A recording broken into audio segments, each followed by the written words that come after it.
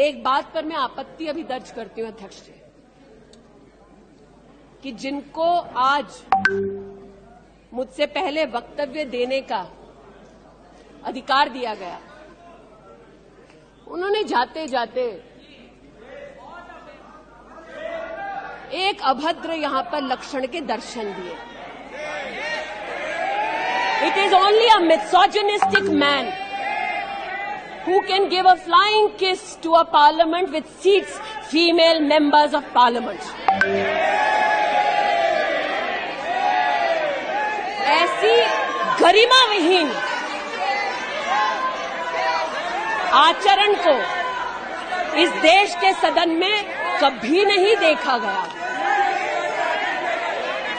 ये उस खानदान के लक्षण हैं, ये आज सदन में देश को पता चले। लेकिन कहां गए महोदय, आपने मुझे बोलने को आमंत्रित किया है और अगर सदन, विशेषतः विपक्ष, मेरे वक्तव्य को सुनने का धैर्य रखे तो बहुत सारी चीजें उजागर हो सकती हैं। You are not India, for India is not corrupt. India believes in merit and not dynasty. And today of all the days, people like you need to remember what was told to the British: quit India. Corruption, quit India. Dynasty, quit India.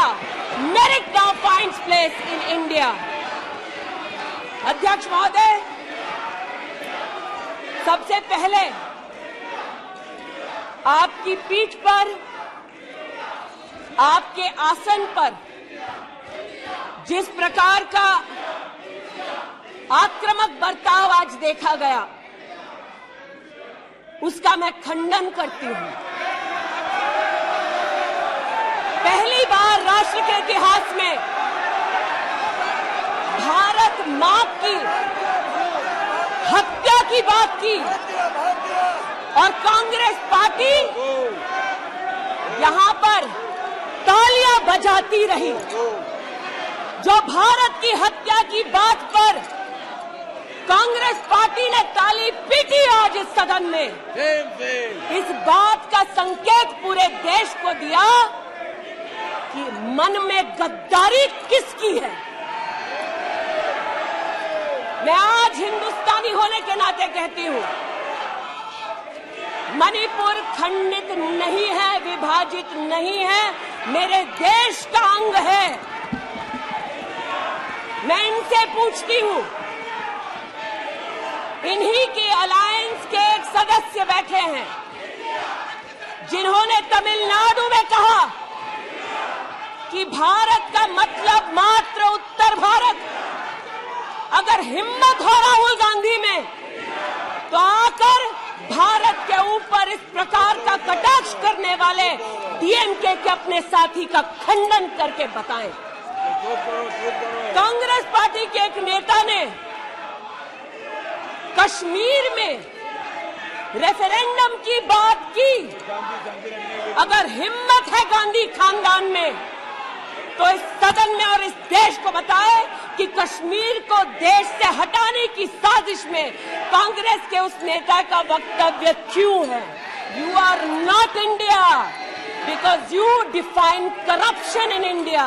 You are not India because you define incompetence. You are not India. एक minute, माननीय सदस्य, ये तरीका ठीक नहीं है।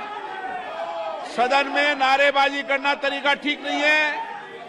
Please माननीय सदस्य बैठिए, उनको अपनी बात कहने दीजिए। आपने अपनी बात कही है, यह तरीका ठीक नहीं है।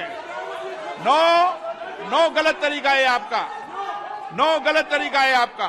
स्मृति जी, पुनः कहती हूं अध्यक्ष महोदय, शायद अपने ही कोलाहल में सुन न पाए हो। मणिपुर हमारे देश का अभिन्न अंग है, खंडित न था, न है, न कभी होगा। इनके यूपीए के अलायंस के एक नेता ने तमिलनाडु में एक वक्तव्य दिया है। पुनः कहती हूं, कि भारत का मतलब मात्र उत्तर भारत। मैं आज गांधी खानदान से, कांग्रेस पार्टी से पूछना चाहती हूं, क्या भारत केवल उत्तर भारत है? अगर दम है तो अपने पार्टनर को मुंह तोड़ जवाब दे, अगर हिंदुस्तान में आस्था रखते हैं।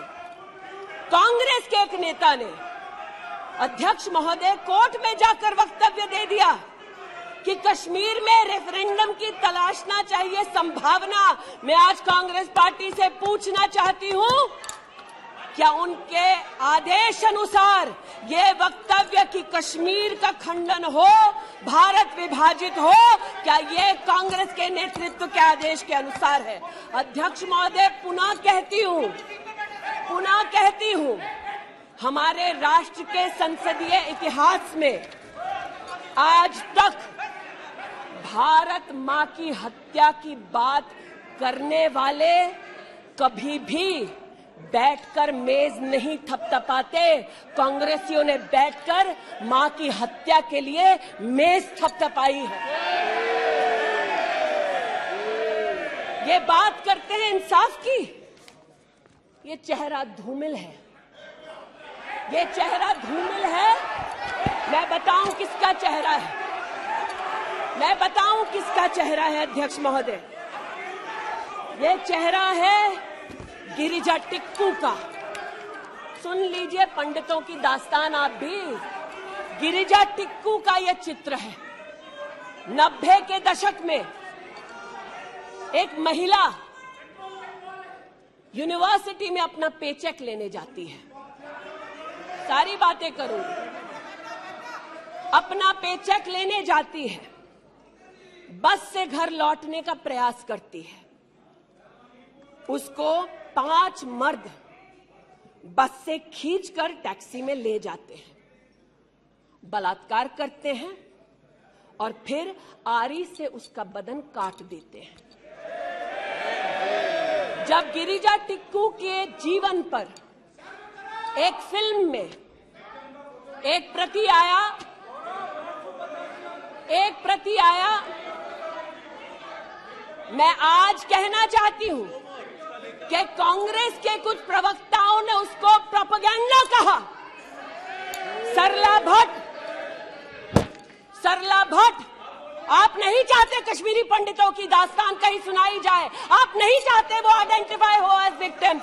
सरला भट्ट मेडिकल स्टाफ थी। 90 के दशक में उसको उसके इंस्टीट्यूट से अगवा करके गैंग रेप किया गया और सड़क के किनारे रखा गया।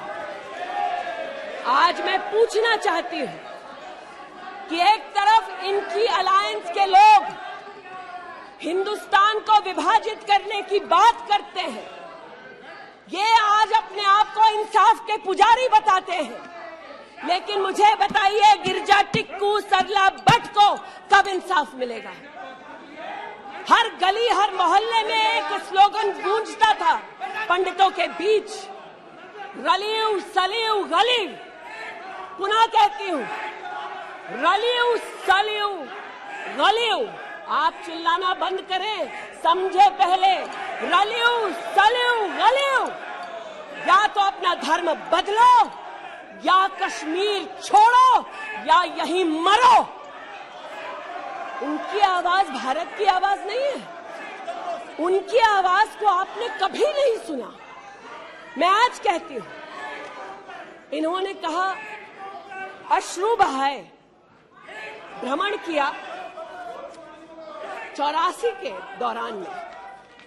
मुझ जैसे कई लोग देश की राजधानी में थे और किसी का वक्तव्य ना सुने। अध्यक्ष जी, एक पत्रकार है प्रणय गुप्ता, उन्होंने लिखा कि सिख बच्चों को कैस्ट्रेट करके उनके अंगों को उनकी मां के मुंह में ठूसा गया।